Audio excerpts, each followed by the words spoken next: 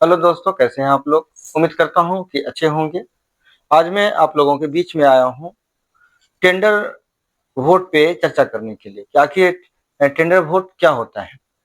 आप देखे होंगे कि आप जब मतदान केंद्र पे जाते हैं तो वहाँ पे कुछ लोगों का जो है बहस होते आपने कभी देखा होगा कि जो वहाँ प्रिजाइडिंग ऑफिसर जो होता है तो उसके साथ बहस हो रहा है। और अब जब जब आप पास में जाते हैं तो आपको पता लगता है कि किसी व्यक्ति का वोट कोई और दे के चला गया है। तो आखिर वो अब करे क्या करे? इसको लेकर के वो जो है वहाँ पे प्रिजाइडिंग ऑफिसर के साथ बहस करते आपको मिलेंगे। वैसे लोग जिनका वोट पहले कोई दे के चला गया है, या तो पोलिंग एजेंट के साथ जो पोलिंग एजेंट वहाँ पे जो होते हैं उनके साथ देखेंगे आपके उनके साथ बहस हो रहा है।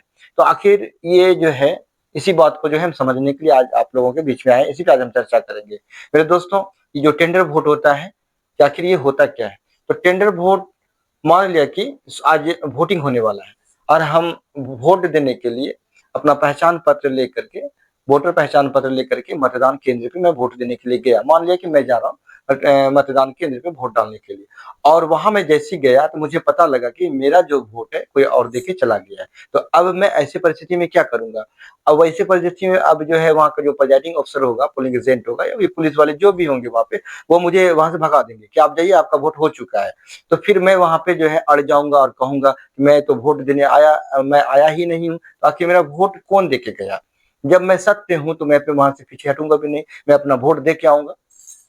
और सवाल रहा कि मैं और वहाँ से क्यों हटूँ? क्यों वहाँ बिना वोट दिए घर क्यों वापस आऊँ? क्योंकि मैंने वोट दिया नहीं है, वहाँ पे जो है कोई और मेरा वोट दे के चला गया।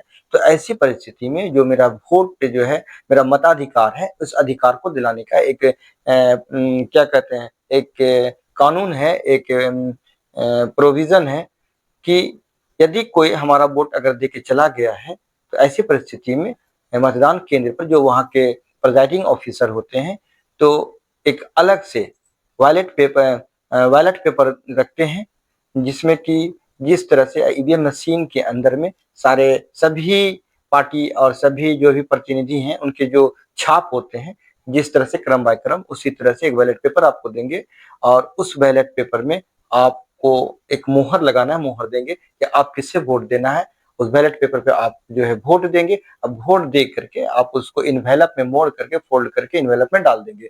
इन्वेलप में डाल देने के बाद आप प्रिजाइडिंग ऑफिसर को आप दे देंगे। प्रिजाइडिंग ऑफिसर जो है उस मतपत्र के पीठ पर वो आपका क्रम संख्या, आपका नाम और मुहर मार के उसको इन्वेलप में सील करके रख देंगे।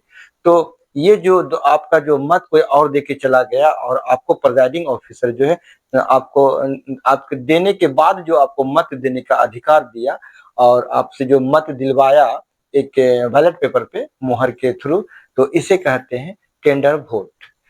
मुझे उम्मीद है कि आप लोगों को ये जानकारी अच्छी लगी होगी। फिर मिलते हैं नेक्स्ट वीडियो में, तब तक के लिए जय हिंद, जय भारत।